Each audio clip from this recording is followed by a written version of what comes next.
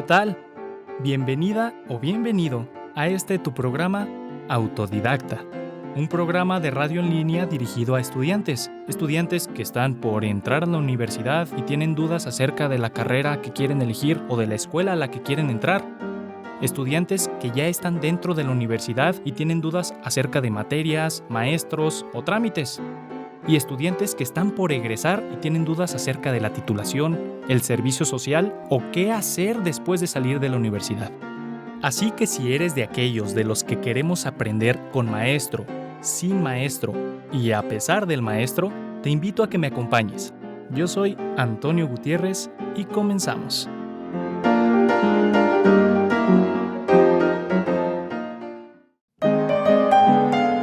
El episodio del día de hoy está especialmente destinado a los alumnos que estudian en el Centro Universitario de Arte, Arquitectura y Diseño de la sede de Santa María de Gracia, es decir, el Quad Artes pa' los compas, ya que resolveremos dudas sobre materias que se dan exclusivamente en esta universidad, dudas que serán respondidas por el mismo docente que imparte dichas materias. Así que si estás interesado en conocer acerca de alguna materia que estás por cursar, te invito a que te quedes con nosotros y si al final te quedaste con alguna duda, escríbela en los comentarios.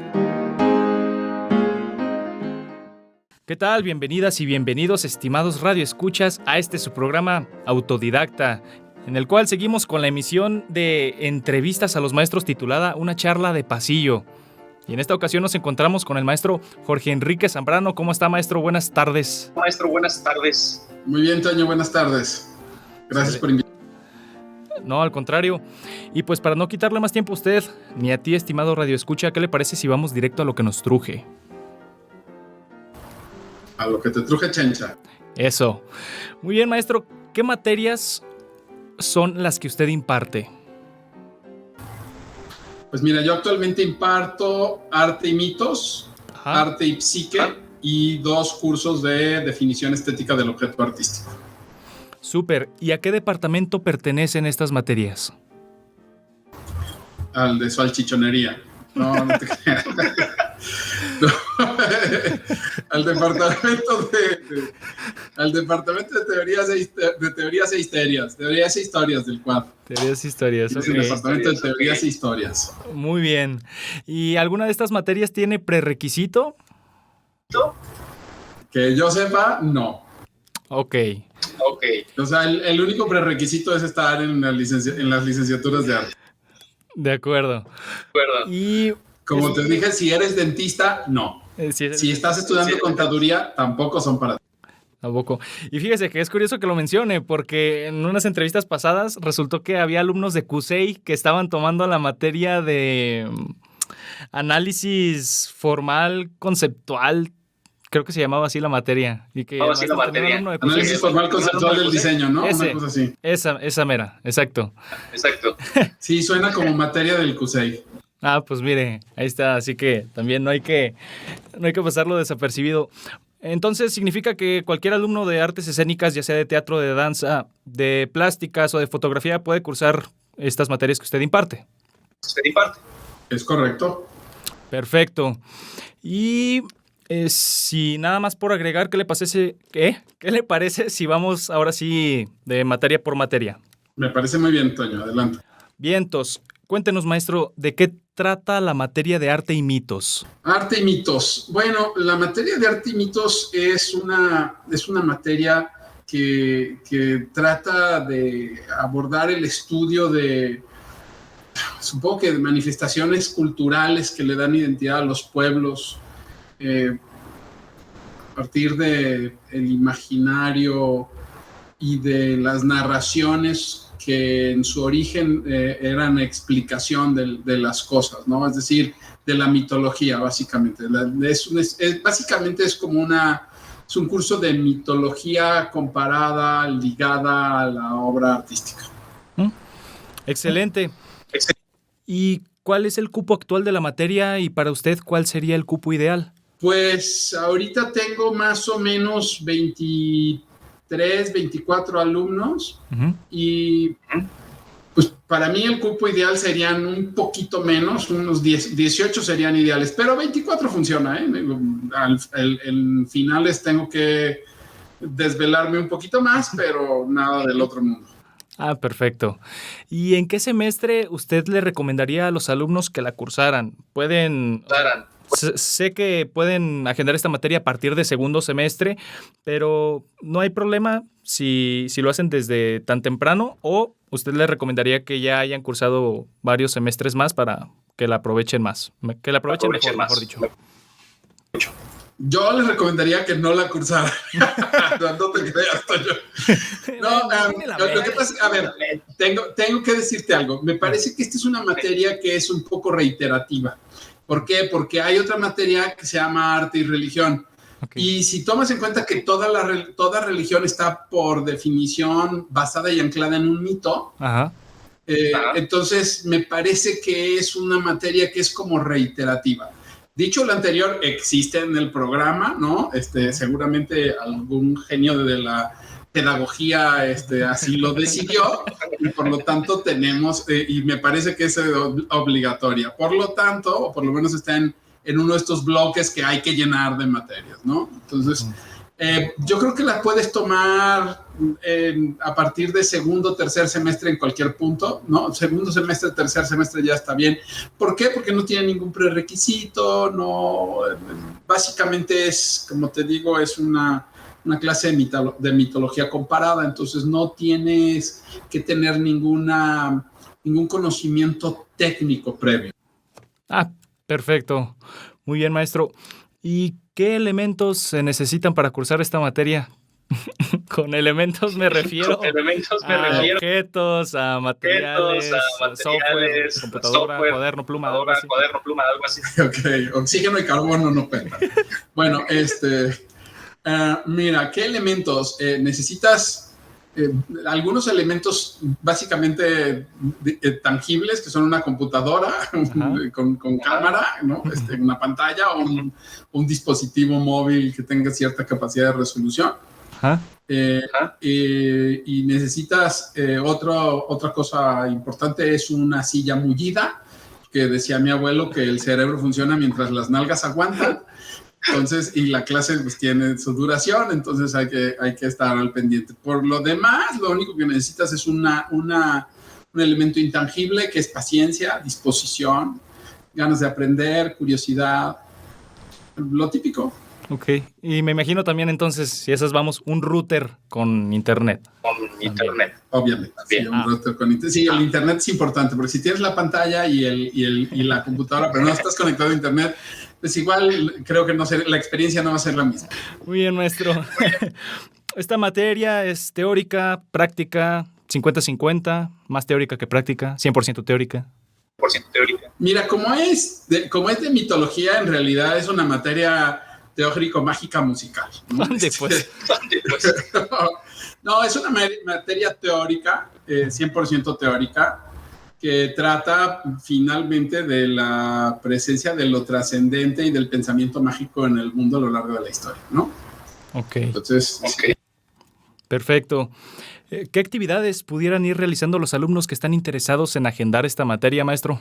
Primero, organizar bien su horario, para que no se les cruce con otras materias, que no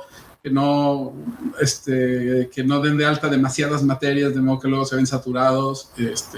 Pero en realidad nada, mira, la materia tiene una dinámica muy particular. Nosotros vamos agarrando cultura por cultura y básicamente lo que se hace es una contextualización, ¿no? Hablamos del contexto, por ejemplo, de los egipcios, de la importancia del Nilo, de la importancia, es decir, del contexto geográfico, del aislamiento, de las condiciones socioeconómicas y políticas que dan origen al surgimiento de una cultura, y luego se ve digamos que un amplio espectro o en una pincelada amplia, por así decirlo, la mitología de cada cultura, ¿no? Eso lo hago apoyado en algunos videos que hay por ahí en internet, bastante simpaticones, ¿no? Que son como amenos, y después hablamos un poquito de pues eso de las características de cada mitología, y conforme va avanzando el curso podemos establecer similitudes, diferencias, correlaciones entre una cultura y otra, ¿no? Súper. ¿Y qué consejo o consejos les daría a los alumnos que están por cursarla?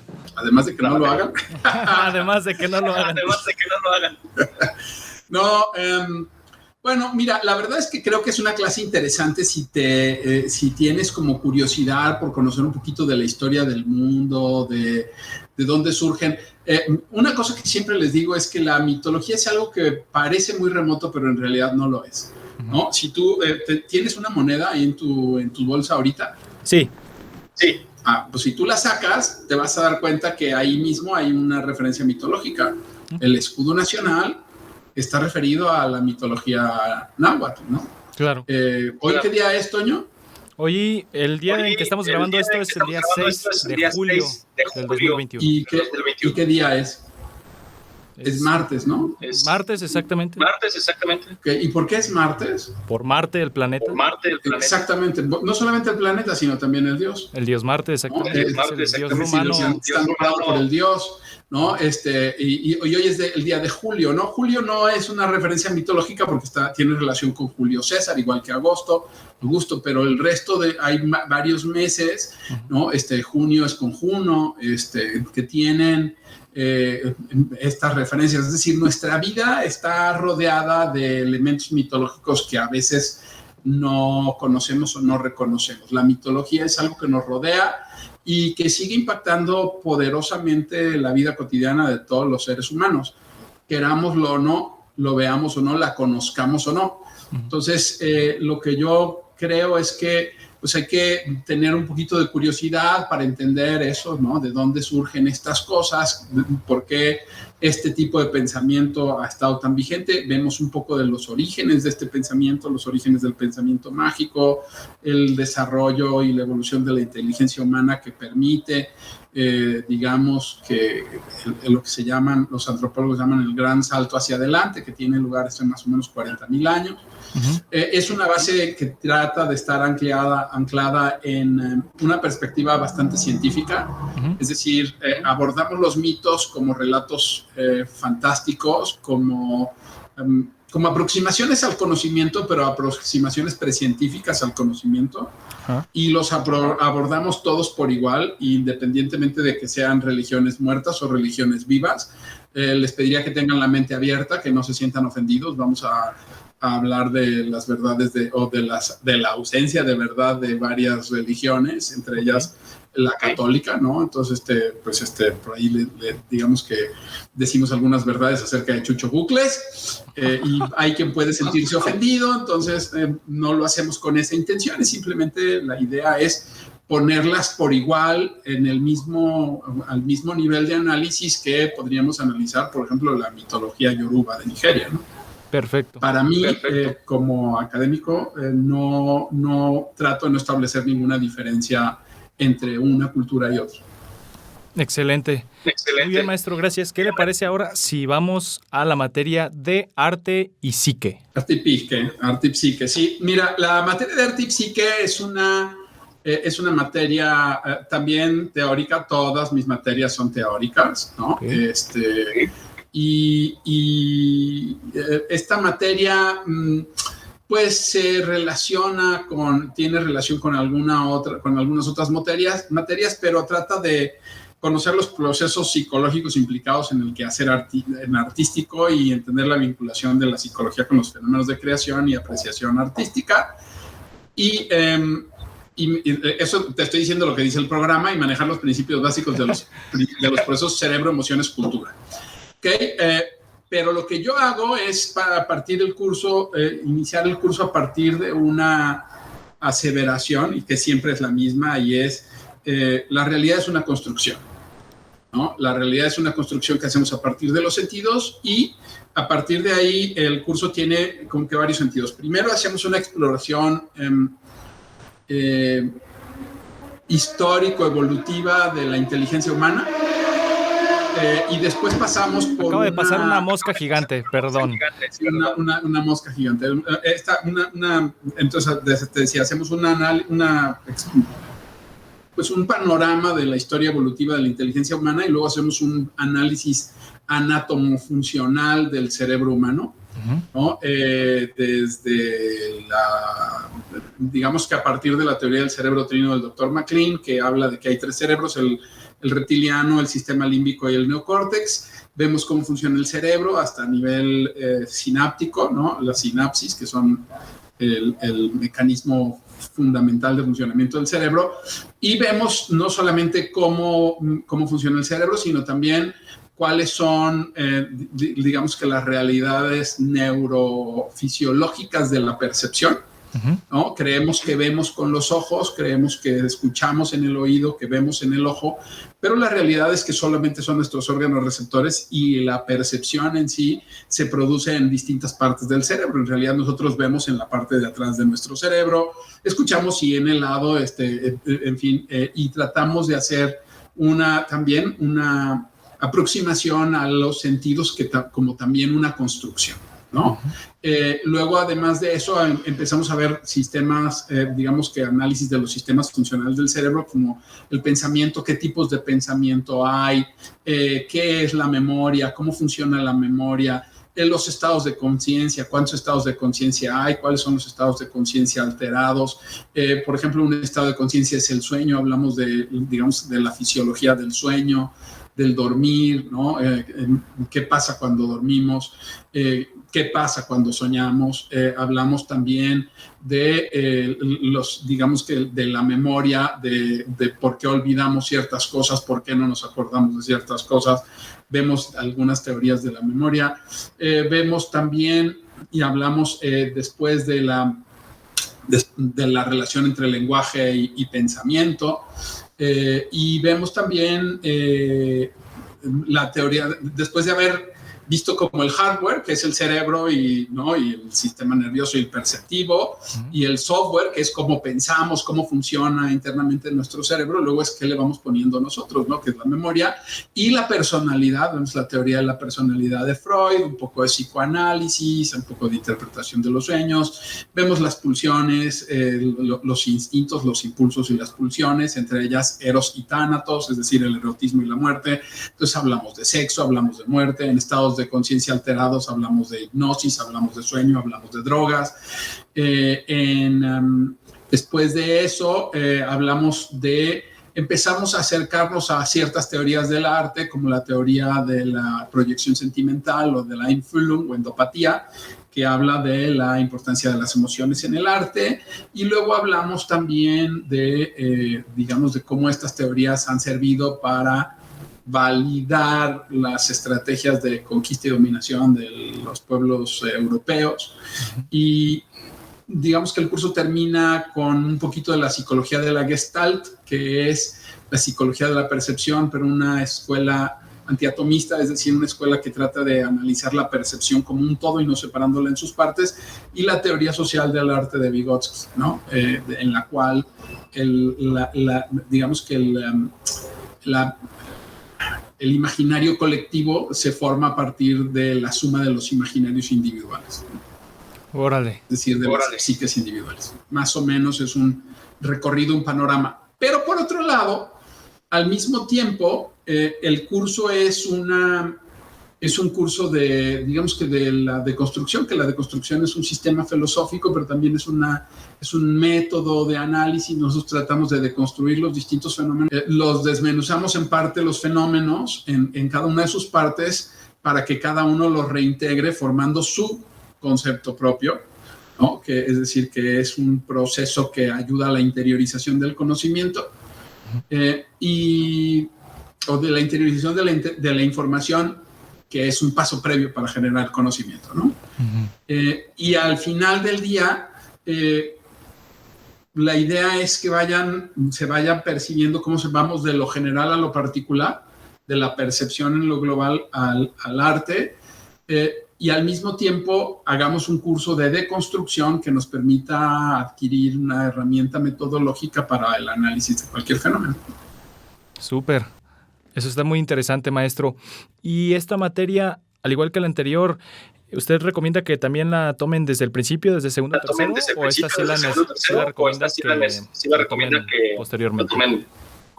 Mira, yo la recomiendo a alumnos de tercero, cuarto, quinto, no está mal. Ya pueden defenderse, ¿no? De segundo es complicado, ¿no? Porque pues es un montón de información, cada clase son temas además que, y es una constante en mis cursos por lo menos, que me dicen, es que ¿y esto para qué? Y al final les hace sentido, ¿no? De por qué está el curso estructurado así, pero sí me queda claro que es un montón de información compleja, información nueva, pero también, según la retroalimentación que yo tengo de mis alumnos, es una formación que, digamos, que transforma la manera de entender muchas cosas de los alumnos. Excelente. No recuerdo si le hice esta pregunta en la materia anterior. Se la hago y también aprovechando para hacérsela en esta materia. ¿Estos cursos han sido o serán virtuales o presenciales? Mira, hasta donde sé, virtuales. Y si de mí depende, serán virtuales siempre. De hecho, estoy tratando de organizar para que mis materias, por lo menos tratar de plantearlo, que mis materias sean virtuales siempre. Ok. ¿No? Fundamentalmente porque funcionan, son materias teóricas. Y segundo, porque puedo dar clases desde la comodidad de la sala de mi casa, estando descalzo, ¿no? A gusto. Entonces, sí, no, y no le veo necesidad a utilizar un vehículo o un transporte público y contaminar para una actividad que podemos tener perfectamente aquí, ¿no? Además, fíjate que la virtualidad, a mí por lo menos, como la doy en la sala, como ves, estoy en mi casa, estoy a toda madre, tengo mi vasito de agua, no tengo calor, estoy muy a gusto. Me da la impresión, y por lo menos así me lo confirman este semestre, que le da como un aire como de mayor intimidad, cercanía al curso, incluso que si fuera presencial en la escuela, donde siempre hay como esa distancia, no sé si real o más bien metafórica, entre el alumno y el profesor, ¿no? Uh-huh. Sí, comprendo perfectamente. Gracias. Maestro, esta materia, ¿cuál es el cupo actual que tiene y para usted cuál sería el cupo ideal? Mira, igual tengo, este semestre tuve un cupo como de 20 y tantos o 30 de arte y psique. Debo haber tenido, ahorita te digo cuántos alumnos tuve esta materia, debo haber tenido, originalmente tuve 26. Okay. ¿No? La verdad es que al final del curso, por lo que siempre sucede, en realidad terminan siendo cursos para 20, 19, 18, que ya es bastante manejable. Lo ideal sería un grupo no mayor a 20. Uh-huh. Pero, como te digo, 20 y 25 no es tanta diferencia. Súper. Esta materia, al igual que la pasada, ¿necesitan lo mismo? ¿Una computadora, dispositivo, router, internet y ganas y una silla buena? Sí, curiosidad, apertura mental para explorar temas que no son típicos y tópicos, ¿no? Por ejemplo, exploramos cómo funciona el sentido del gusto. Órale. ¿No? ¿Qué son los corpúsculos de Pacini, por ejemplo? O sea, ¿cuáles son los, digamos, las células receptoras de los sentidos? Y cómo funcionan, y cómo es esta magia electroquímica que son los sentidos, ¿no? Que son impulsos nerviosos que se convierten en impulsos químicos y se vuelven a convertir en impulsos nerviosos para generar el pensamiento y las sensaciones y todo lo que experimentamos en nuestra cabeza siempre, ¿no? Entonces hay cosas que pueden parecer como ¿qué? ¿Y esto qué pedo que tiene? ¿No? Pero les pediría paciencia, ¿no? Y confianza en que el curso está diseñado con una, digamos que como con una vuelta de tuerca, porque al final llegamos, digamos, de alguna manera al punto de inicio después de pasar por mucha información y normalmente como que las cosas cobran mucho sentido ahí. Excelente. ¿Y qué consejo o consejos les daría a los alumnos que están interesados en esta materia? Que coman muchas espinacas. El consejo que le doy a todos los alumnos siempre, pero no importa qué materia, es que lean. Que lean siempre, que lean mucho, que discutan las cosas. Mira, una cosa que es muy peculiar, yo siempre, casi siempre dejo la misma tarea, a veces hay pequeñas variaciones, pero siempre dejamos un resumen de la clase, que no es solamente un resumen, sino es un resumen y una reflexión personal sobre la clase. El resumen me permite que los alumnos revisiten los temas, ¿no? Todavía estando frescos, y la reflexión que los interioricen, que los procesen de alguna manera, ¿cierto? Uh-huh. Eso, tienen que estar dispuestos a hacer reflexión. Básicamente, lo que yo les pido a todos mis alumnos en los cursos es que piensen por ellos mismos. Los míos no son cursos para, vamos a investigar y van a exponer los alumnos y no, sí hay algunas cuestiones así, sí hay algunas exposiciones de alumnos, pero básicamente lo que necesitan es curiosidad, ¿no? Y ganas de aprender cosas nuevas, disposición y ganas de eso, de curiosidad intelectual, ganas de leer, ganas de aprender. Dejamos algunas lecturas, hay lecturas accesibles, otras que no son tan accesibles.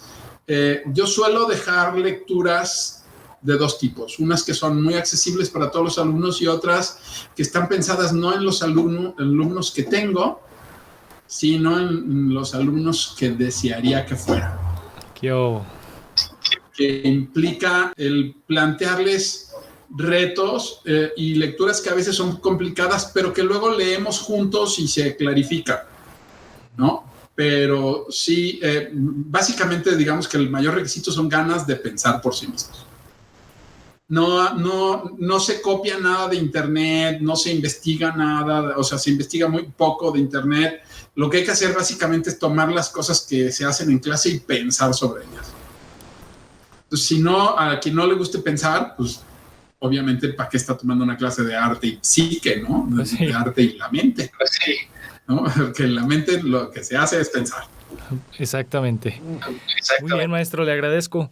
¿Y qué le parece si para finalizar hablamos ya de la tercera materia, que es definición estética del objeto artístico? Sí, mira, la materia de definición estética es una materia también 100% teórica, ¿no? Y que es en realidad una materia que tiene como el programa dice analizar teorías y posturas filosóficas que aborden las categorías estéticas de un objeto artístico cultural designado como bello, identificar la diversidad del concepto de belleza y, en fin. Pero eso es lo que dice el programa, nosotros lo cumplimos, pero no estamos ahí. Yo básicamente lo que hago es pues, una especie de historia de la estética. Empezamos con Platón, Aristóteles, San Agustín, Kant, Hegel, Schiller, vemos un poquito de Baumgarten, después de Hegel nos pasamos a Heidegger, a Schopenhauer, Schopenhauer, Nietzsche, Heidegger, y terminamos con Hans-Georg Gadamer, ¿no? Y la teoría del juego, ¿no? Y la influencia del juego en el arte. Entonces, y lo que vamos haciendo al mismo tiempo, vamos hablando de distintos fenómenos artísticos y estéticos contemporáneos. Hablamos del performance, de la instalación, del objet trouvé, del happening, del videoarte, del land art, del op art, digamos que de las nuevas corrientes artísticas, las nuevas disciplinas, las nuevas manifestaciones artísticas. Y fundamentalmente el sentido del curso es que entendamos que la actividad artística implica juicios estéticos, pero que los juicios estéticos no son exclusivamente sensoriales y que no son exclusivamente tampoco emocionales, que hay un componente intelectual muy importante en la creación y la apreciación artística. nos emociona, que en el que juegan parte las emociones, sí, pero una vez que entendemos algo, aquello que no entendemos no nos puede emocionar. Por lo tanto, primero pasa por un filtro intelectual antes de convertirse en una reacción emocional.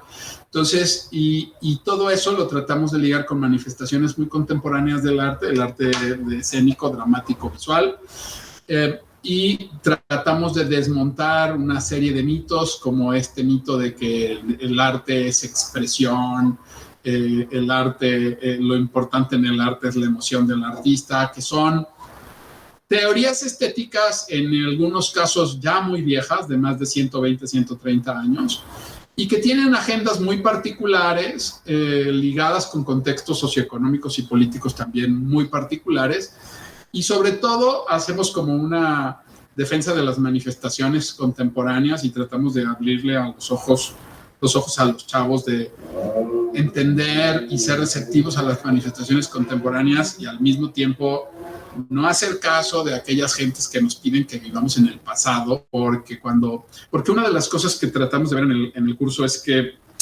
uno de los objetivos del arte es la búsqueda de la verdad a través de la libertad. Y si uno de los objetivos del arte es la búsqueda de la verdad a través de la libertad, quien se ancla en el pasado y rechaza manifestaciones que existen y que forman parte de la disciplina desde hace décadas incluso, pues atentan contra la libertad, y quien atenta contra la libertad a mí me genera un problema, ¿no? Claro. Creo que hay que encontrar esas agendas ocultas de esa gente que está en contra de las nuevas manifestaciones artísticas. Súper, maestro. Super. ¿Y el cupo actual de esta materia cuál es? Y para usted, ¿cuál sería el ideal? Igual que las otras. O sea, yo sería feliz con 20 alumnos, todos con ganas de aprender y con ganas de pensar, ¿no? De nuevo, en esta materia lo que se necesita, porque supongo que esa es tu siguiente pregunta, ¿qué se necesita? De nuevo, ganas de pensar, porque vas a tener que leer sobre Kant y vas a leer a Kant y vas a leer un poquito de Hegel. En realidad no los leemos directamente porque es complicado, pero leemos textos sobre ellos, textos en algunos con cierto grado de complejidad. Se necesitan ganas de tener como un reto, ¿no? Un reto intelectual, apertura mental para cuestionarnos cosas, ¿no?